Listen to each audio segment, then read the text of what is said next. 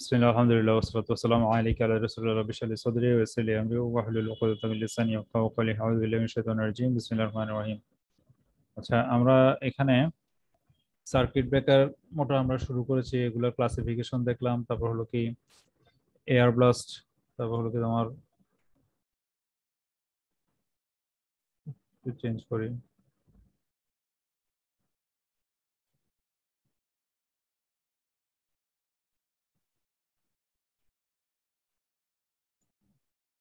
আমরা দেখলাম air blast circuit breaker মোটামুটি আমরা চলে এসেছিলাম এতটুকু পর্যন্ত। তো আজকে আমরা এয়ার ব্লাস্ট সার্কিট ব্রেকার কিছু আমরা গতকাল পড়েছিলাম। এই পার্টটা এই পার্টটুর পরে করে আমরা শুরু করতে যাচ্ছি ইনশাল্লাহ। তো এয়ার ব্লাস্টের মধ্যে আমরা দেখলাম কোথায় ফিক্স কন্ট্যাক্ট থাকবে এবং কোন দিকে মুভিং কন্ট্যাক্ট গুলা কিভাবে একটা আরেকটার দিকে সরে যাবে, এই জিনিসগুলো আমরা দেখেছিলাম। যে এখানে তোমার হলো কি প্রথমে যেটা হচ্ছে এক্সিয়াল বাস্টের মধ্যে যেটা এই পাশে সরে যাবে এবং এটা এই পাশে সরে যাবে, এরকম করে আমরা এই জিনিসগুলো দেখেছিলাম। তো একই সাথে তোমাদের হলো কি তোমার ক্রস ক্রস ব্লাস্ট টাইপ, এটা ব্লাস্টিং এটা কোন দিকে হবে, এটা ব্লাস্ট দুই পাশে হবে, এটা ব্লাস্ট হবে দুইটা একদম এক পাশে এটা সরে যাবে, আর এটা হলো কি এই পাশে এরকম করে একটা একটা সরে যাবে, এটাকে বলা হচ্ছে রেডিয়াল। তো ব্লাস্টের পজিশন অনুযায়ী কিভাবে ব্লাস্ট করছে এই অনুযায়ী তোমার এক্সিয়াল, ক্রসড আর রেডিয়াল এই তিনটা ভাগে ভাগ করা ছিল আর কি। তো এই পার্টগুলো আমরা মোটামুটি গতকাল দেখে ফেলেছি। তো এটা তোমরা আর একটু নিজেরা দেখলেই বুঝতে পারবা।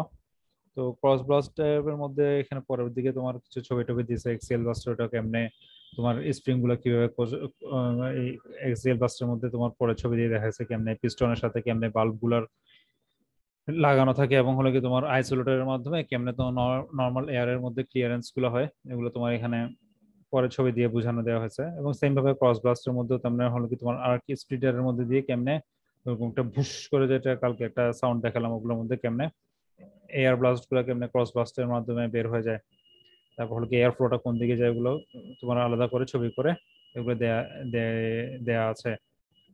এরপর হলো কি সিলেবাস আমাদের এটার আলাদা করে দেয়া হয় নাই। এবং হলো কি আমরা SF6টা দেখবো, SF6 গ্যাসটা হলো কি আমার কি ধরনের এফেক্ট ফেলে এটা। তো দেখো এখানে এক্সেল বাসের মধ্যে তোমার এখানে দেখো মোটামুটি আমরা তো গতকাল ভিডিওটা দেখেছিলাম।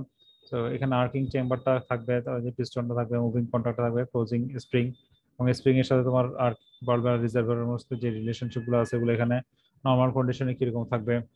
তারপর কি স্প্রিং প্রেসারটা হলো কি তোমার একদম প্রেসারাইজড হয়ে থাকবে, যখন তোমার হলো কি ফল্ট ডিটেক্ট করবে তখন হলো কি ফুস করে এরকম করে একটা সাউন্ড করে এগুলো আলাদা হয়ে যাবে। তো এই জিনিসগুলো কতটুকু গ্যাপ থাকবে, আর্কিং গ্যাপটা কতটুকু থাকবে, তোমার হলো কি দুইটা কন্ট্রাক্টের মধ্যে গ্যাপ ইনিশিয়ালি কতটুকু থাকবে এবং ব্রেকার হওয়ার পর কতটুকু থাকবে, আর্ক জিরো একদম কমপ্লিট জিরো পর্যন্ত, এই জিনিসগুলো মোটামুটি এখানে কিছু ডিসকাস করার ইস্যু আছে আর কি। তো আমি যেহেতু বলছি আমার হলো কি মানে ইন ডিটেলস না পড়ে আমি খালি ছবিগুলোর আশেপাশে থাকবো, তো তোমার মোটামুটি এখানে তোমার যেটা দেখতে পাচ্ছ তোমার এখানে ওটাতে ক্রস ব্লাস্টারের মধ্যে এই মুভিং কন্ট্রাক্টর দেখা যাচ্ছে, ফিক্স কন্ট্রাক্টর দেখা যাচ্ছে, এবং তোমার হলো কি আর্কিংটা, আর্কিংটা হলো কি তোমার যদি এই জায়গাতে হলে তাহলে কি এয়ার ফ্লোটাও এখানে গিয়ে এই থেকে বের হয়ে যাবে আর্ক স্প্লিটারের মধ্যে।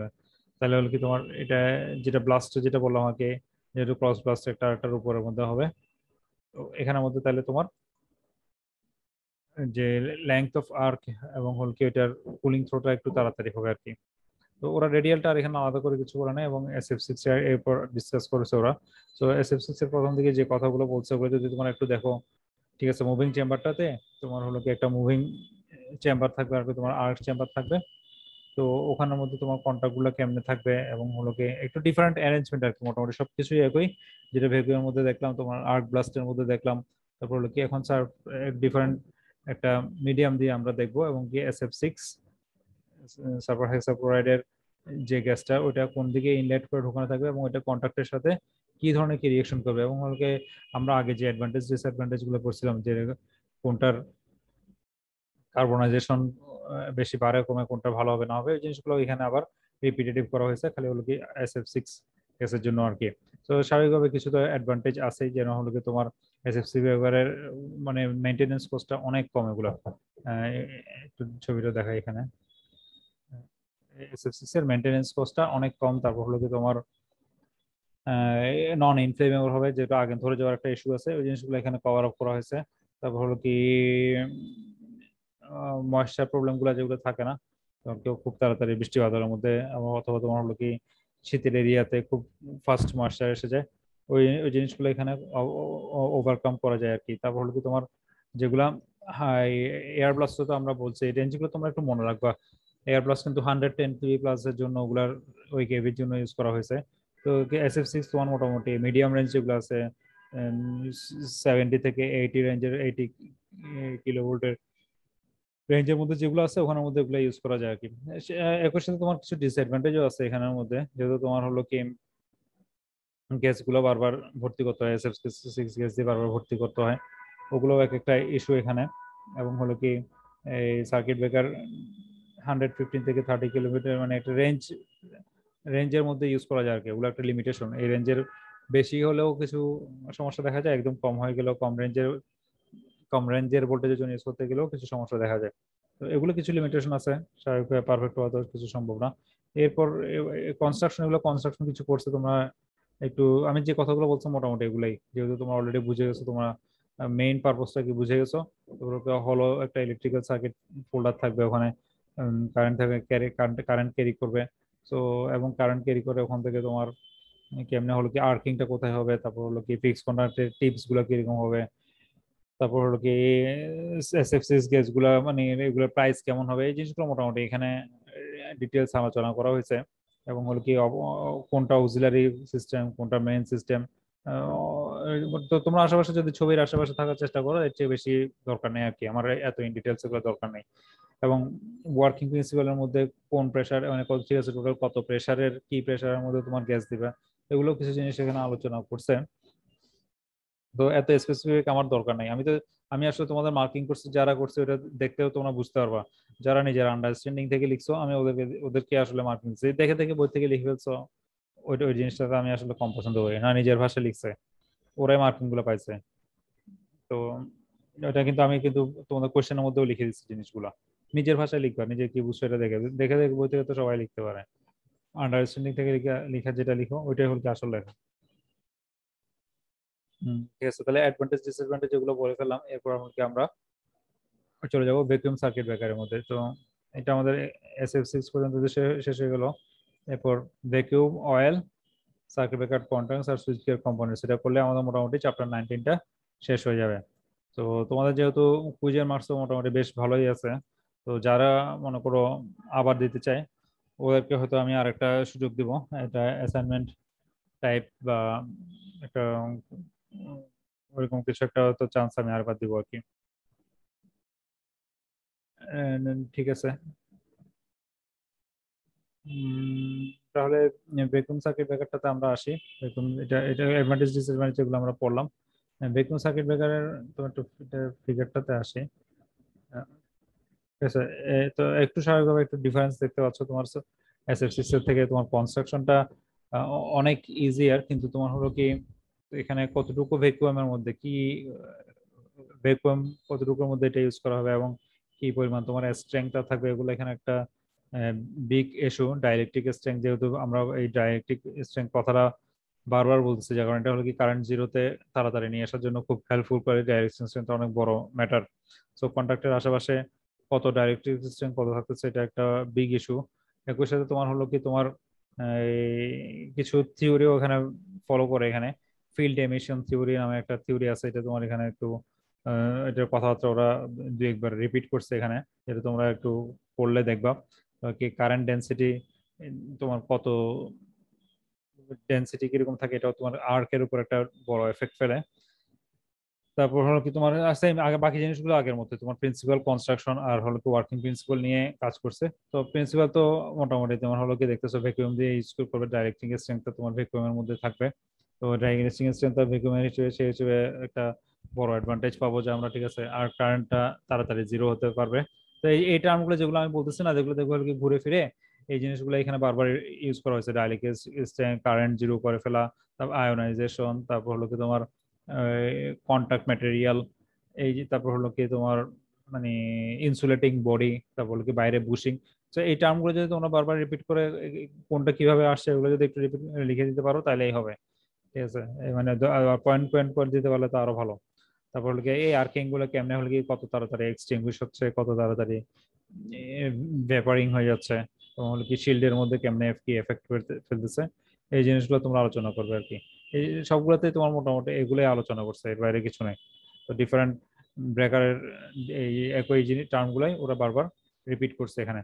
তো ভ্যাকুয়ামের অ্যাডভান্টেজ গুলো এগুলো অলরেডি আমরা বলে ফেলছি, যেহেতু তোমার শর্টকামিং, আমরা এয়ার ব্লাস্টের মধ্যে কি কি শর্টকামিং ছিল ওগুলো যেহেতু বলছি, অ্যাডভান্টেজ ডিসঅ্যাডভান্টেজ গুলো এখানে চলে আসতেছে হলো কি।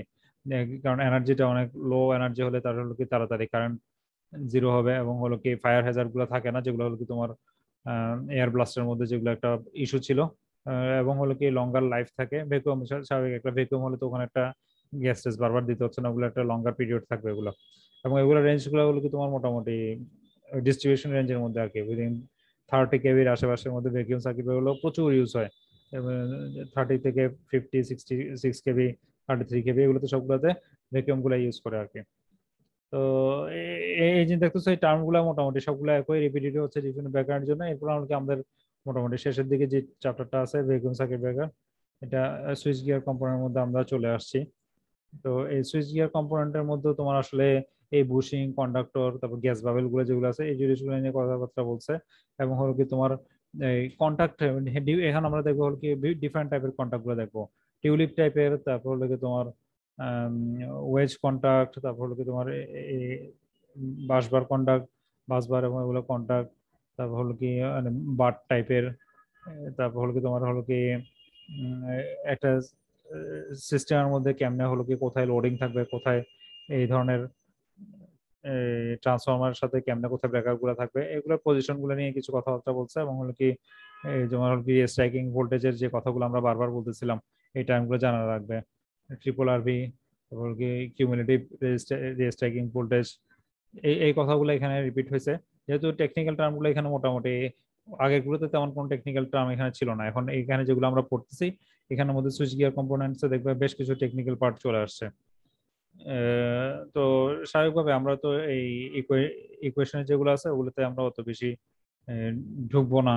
আমরা মোটামুটি যেহেতু এটা থিওরিক্যাল কোর্সের মধ্যে আছে, তাহলে আমরা যেগুলো ছবিগুলো দেওয়া আছে ওগুলোর আশেপাশে থাকবো। এবং হলো কি তোমার যেগুলো মেইন টার্ম গুলো আছে, তোমার হলো কি restriking voltage, oscillatory restriking voltage, cumulative restriking voltage, recovery voltage, এই টার্মগুলোর মধ্যে দেখবে আশেপাশের মধ্যে আমরা থাকতেছি। যাই হোক, আমি অনেক ইন অ্যাডভান্স কথা বলে ফেলতেছি, যেগুলো তোমার হলো কি সুইচ গিয়ারের এখানের মধ্যে তোমরা পড়বা সুইচ গিয়ার কম্পোনেন্টস এর মধ্যে।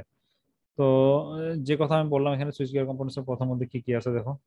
এগুলো কিন্তু আমাদের এই টার্মগুলো আমাদের জানা হয়ে গেছে, bushing, conductor, gas bubble, arc core, ionised gas, এগুলো সব এখানে সবগুলো আমাদের জানা। তো এখানে যেটা আমাদের নতুন যে টার্মগুলো এখানে আসতেছে নতুন করে, এগুলো হলো কি একটা হলো কি তোমার এই পাংচারিং, তারপর হলো কি তোমার ফ্ল্যাশ ওভার, তারপর কি আর্থ ফেজ ডাইলেকট্রিক কন্ডাক্টর, এত কিছু অবশ্যই এখানে কিছু দেয় নাই। ওটা সুইচ গিয়ার কম্পোনেন্ট হিসেবে জাস্ট এতটুকু দিয়ে এখানে ছেড়ে দিচ্ছে আর কি, এর থেকে বেশি কিছু এখানে আর লেখে নাই।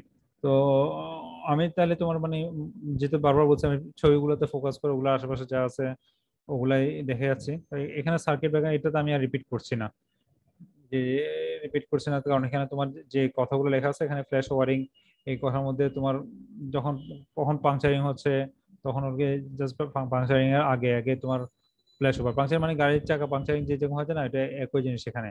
মানে কিছু পয়েন্ট ওরা একটু পয়েন্ট আকার দিচ্ছে যে কখন ব্রেকডাউনটা হবে, এবং হলো কি তোমার এই পাংচারিংটা, এবং এগেইন এগেইন যে টার্মটা আমরা বারবার ইউজ করতেছি তোমার ডাইরেক্ট্রিক এসছে, ওই ডাইরেক্ট্রিকের জিনিসগুলোতে এখানে ইউজ হয়েছে, এখানে ডাইরেক্ট্রিক ফেলিওর হবে।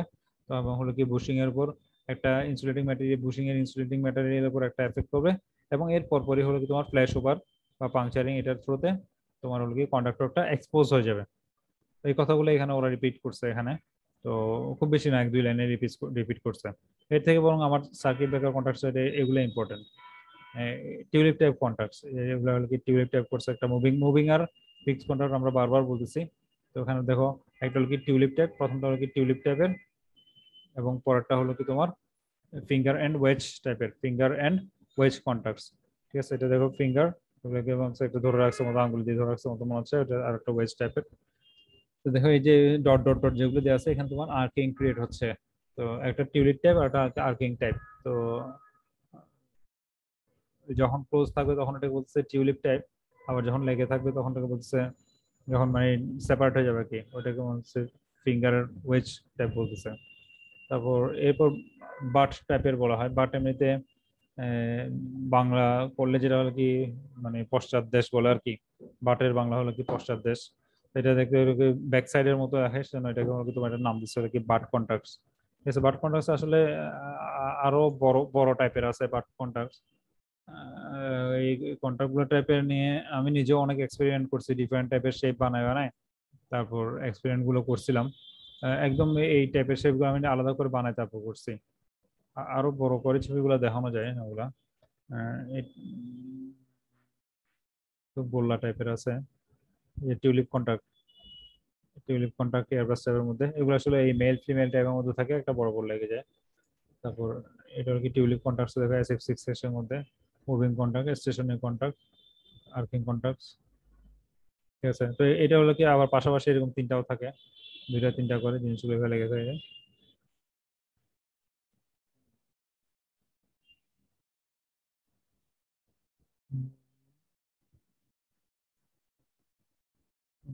তো আচ্ছা, আহ, এগুলো পাশাপাশি তোমরা একটু রিয়েল পিকচার গুলো দেখে নিবা আর কি, রিয়েল পিকচার গুলো দেখলে তাহলে একটু ইন্টারেস্ট পাবা, না হয় খালি এরকম থিওরিটিক্যাল জিনিসগুলো পড়তে হতে। আচ্ছা যাই হোক, তো আমি তোমাদেরকে যেগুলো পড়া দিচ্ছি এগুলো তুমি দিনে পড়া কিন্তু দিনে পড়ে ফেলবা, তাহলে ভিডিও গুলাও দেখলা, সাথে সাথে যেগুলো দেখো তোমার টার্ম গুলো মনে থাকবে, টার্ম গুলো না হয় আমি যে টার্ম গুলো বলতেছি ওগুলো একটু হলুদ, এখানে তো আমি আলাদা করে কিছু মার্ক করি না, আমার যেহেতু মাথায় আছে সেজন্য তোমাদের জন্য আলাদা করে মার্ক করি না, কিন্তু যে টার্ম গুলো আমি রিপিট করছি ওগুলো তোমার যদি মার্ক করে রাখো তাহলে দেখবে ওগুলো কি তুমি নিজে থেকে এগুলো বানায় লিখতে পারতেছো, কোনটার কি শর্ট কামিজ কি আছে ওইটার শর্ট কামিজটা অন্যটার জন্য রিপিট করে দেওয়া। ঠিক আছে, এয়ার ব্লাস্টের শর্ট কামিজ এটা, ওই জিনিসটা কভার আপ করার জন্য এটা করা হয়েছে। আর ঠিক আছে, মিডিয়াম রেঞ্জের জন্য তাহলে ভ্যাকিউম হাই, তারপর 110 এর উপর হলো কি তোমার এয়ার ব্লাস্ট মিডিয়া, তারপর বাকিটুকুর জন্য হলো কি তোমার হলো কি কোনটা, এরকম করে করে যদি একটা ছক বানায় ফেলো তাহলে দেখবে জিনিসগুলো তোমার পরীক্ষা খাতায় লিখতে ইজি হবে। তো ইনস্ট্রুমেন্ট ট্রান্সফরমার, এটার পরে যেগুলো কথাগুলো আসছে এখানে তোমার কারেন্ট ট্রান্সফরমার, পটেনশিয়াল ট্রান্সফরমার এগুলোতে। ঠিক আছে, কোন জায়গায় এখানে তোমার VWA এগুলো দিয়ে, VWA কে দিয়ে কি ভ্যাকুয়াম বুঝালো নাকি এখানে?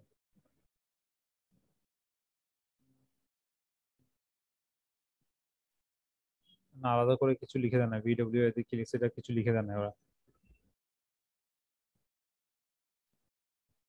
স্যার মিটার ভোল্ট মিটার বলতেছে, watt meter ammeter volt meter meter. Meter meter, হ্যাঁ কালকে আমি তো কালকে এটা ইয়েতে ফার্স্ট সেমিস্টার ওদেরকে করালাম, ওদের হলো কি 4 5 6 নম্বর ল্যাবগুলো আছে হলো কি 1 meet meter, 1 watt meter, analogue digital আর 2 ওয়াট মিটার, এগুলো আছে। কিন্তু এখানে তাহলে ওরা ব্রেকারটা কোথায় দিল? ব্রেক আমরা আমাদের পড়তেছে ব্রেকার নেই, ওটা তো এখানে কিছু দিয়ে নাই, রোডটা দিল, CTPD দিছে। তারপরে ব্রেকার নিয়ে যেহেতু এখানে কিছু আসে নাই তাহলে এটা আমরা বাদ দিই, এটা আমাদের না পড়লেও হবে, এটা ব্রেকারের জিনিসগুলো আমরা ফোকাস করি। এই যে এখানে এখানে ফল্ট হলো, সার্কিট ব্রেকার এখানে দিছে, ট্রান্সফরমার দিছে এখানে, লোড দিল, কানেকশন গুলো দিছে। এটা আমার ওরকম কিছু ইম্পর্টেন্ট কিছু মনে হচ্ছে না এখানে, এবার আমরা তো আলোচনা করছি আর কি। এই যে এই টার্মগুলো এখানে ইম্পর্টেন্ট। আর আর ট্রিপল আর ভি যেটা বলে কি rate of rise of restriking voltage, triple R V, right, R R R V. তো আমার আমার নিজের আসলে এটা নিয়ে পেপারও আছে, এটা তোমাদেরকে দেখাইছিলাম, তোমরা চাইলে ওটা দেখতে পারো। বের করি, বের করতে করতে এটা দেখতে দেখতে তো ট্রিপল আর ভি নিয়ে আমি নিজেও কাজ করছি, একটা লম্বা লম্বা সময় কাজ করছি এটা নিয়ে, অলমোস্ট 1 ইয়ারের মতো এটা নিয়ে বের করতে আমার সময় লাগছে। হ্যাঁ, এই যে চলে আসছে এখানে, এই যে the improvement of rate of rise of recovery voltage for HT circuit breaker 17 এটা আমি ম্যানচেস্টারে পাওয়ার টেক কনফারেন্স, খুবই ইউরোপের টপ কনফারেন্স গুলোর মধ্যে একটা পাওয়ার টেক। এটা আমি যখন স্টুডেন্ট ছিলাম 2009-এ তখন নরওয়েতেই হয়েছিল, আবার এক এক সময় এক এক জায়গায় হয় আর কি। সো পাওয়ার টেক 2022 দিয়ে দেখতে পারি, অথবা এই বছরটাও এভরি 2 ইয়ার্স বা 1 ইয়ার্স হয় মনে হয়। এবারটা কোথায় হচ্ছে দেখি তো, মাদ্রিদে হচ্ছে, মাদ্রিদে হচ্ছে এটা পাওয়ার টেক 2001। পাওয়ারটা কোথায়?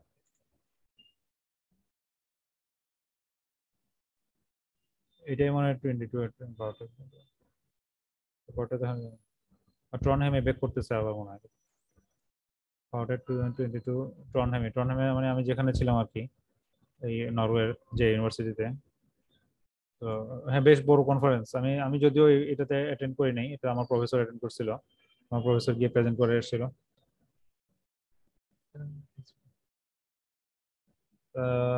হ্যাঁ, তোমরা এই পেপারটা দেখতে পারো এখানে, যে এখানে বেশ কিছু কাজ করা আছে, এখানে ফিগার গুলা, এই ফিগার গুলো কিন্তু এখানে দেওয়া আছে, সেটা মনে হয় তোমার ডাউনলোড করে তারপর দেখতে হবে। তো আমার এই মুহূর্তে আমার হাতের কাছে ডাউনলোড করা নাই, তোমাকে ফিগার গুলো দেখাতাম আর কি।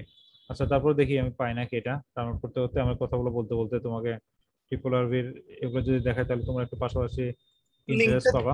দিলে তো আর কি, যদি হোয়াটসঅ্যাপে লিঙ্কটা দিতেন। তুমি আমার নাম দিয়ে সার্চ করে পাবা। আচ্ছা, আমি দেখি পাচ্ছি নাকি, একটু এক সেকেন্ড ওয়েট করো। হ্যাঁ, যেহেতু ট্রিপল আরবি জিনিসটা আসছে, এটা 2017-এর পাওয়ার টেকের ব্যাপার। তো আমরা তিনজনের একটা ইউনিভার্সিটি ছিলাম, আর ইউনিভার্সিটি অফ অকল্যান্ড থেকে এই প্রফেসর ছিলেন। তো এখানে তোমাদের যে ডিফারেন্ট টাইপের বলছিলাম না, যে দেখো এখানে একটা চেম্বার ইউজ করছি, ফিক্স কন্ট্যাক্ট ইউজ করছি, এটাও আরেক টাইপের, এগুলো স্টার টাইপের আর কি, যেটা মুভেবল কন্ট্যাক্ট থাকবে এগুলো ইউজ করছি। তারপর এখানের মধ্যে তোমার আবার কিছু মডেলও আছে, স্টেপ গুলো লেখা দিছি। তোমার কি লাস্টের দিকে ট্রানজিয়েন্ট অ্যানালাইসিসটা করছে, এই ট্রানজিয়েন্ট অ্যানালাইসিসের মধ্যে আসলে এই ট্রিপল আরভি জিনিসটা পড়ে আর কি। তো এই মডেলিং গুলো তারপর এভাবে করা যায়। তো আমার চিন্তা ছিল যে 4802 যদি ল্যাপটপ নিতাম, হয়তো নেক্সট টাইম নিলে আমি তো এই মডেলগুলো তোমাদেরকে বানাই ওখান থেকে, তারপর হলো কি তোমার মানে মডেলটা কিন্তু এত সহজ না, ভিতরে কিন্তু অনেক কাজ আছে আরো। তো ওখান থেকে তোমাদের হয়তো কিছু কাজ করতে দিতাম। তারপর একটা ফুল ডিস্ট্রিবিউশন নেটওয়ার্কের মধ্যে এটা দেখছি, দেখে ওই কিছু আবার এখানে অ্যালগোরিদম ইউজ করছি। জেনেটিক অ্যালগোরিদম, এটা একটু অ্যালগোরিদমটা একটু দেখা দিতে পারি আমি। জেনেটিক অ্যালগোরিদম টুলটা ইউজ করে কিছু প্যারামিটার চেঞ্জ করছে এবং দেখছে কোনটা বেটার হবে আর কি। এটা তোমার ইয়েতেই পাওয়া যায়, জেনেটিক অ্যালগোরিদম। এটা ফেসবুকের তোমার ম্যাটল্যাবের মধ্যেই বিল্ট ইন আছে এটা। তো খুব একটা কঠিন না, জানলে খুব একটা কঠিন না, যদি না জানলে একটু মনে হয় আর কি। সো একই সাথে তোমার এদিকে ম্যাটল্যাব এটাও তোমার অপটিমাইজ করছি, আবার তোমার কি অ্যানসিস যেটা মডেল ইউজ করছি ওইটাও এখানে অপটিমাইজ করছে, এবং হলো কি তোমার এই প্রেসারের এই জিনিসগুলো, যেমন কি কোনটা সাইজ, যেমন কোনটা সাইজ কতটুকু হবে, কোনটা আমার বেটার হবে, মানে 80 থেকে 90-এর মধ্যে কোনটা, মোবাইলটা কোন সাইজের মধ্যে হবে, এবং হলো কি দুইটার মধ্যে যখন খুলে যাবে কত সেকেন্ডের মধ্যে খুলবে, তারপরে কি ক্লিয়ারেন্স টাইম কতটুকু হবে, স্পিড কতটুকু হবে, এই ইস্যুগুলো নিয়ে মোটামুটি দেখলাম এখানে। তারপর কি যেটা এনসিস মডেলের মধ্যে এটা দেখছি এখানে। তারপর কি যেখানে তোমার আর্কিংটা, যে তোমার আর্কিংটা এখানে হচ্ছে আর্ক চ্যানেল গুলো এখানে ক্রিয়েট করতেছে আর কি। এটা ফিক্সড কন্টাক্ট, আর এটা হলো কি মোবাইল কন্টাক্ট। এখানে যখনই তোমার চেঞ্জ করতেছে, এখানে তোমার আর্কিংটা ক্রিয়েট হচ্ছে, তখন এটা সেপারেট হয়ে গেছে।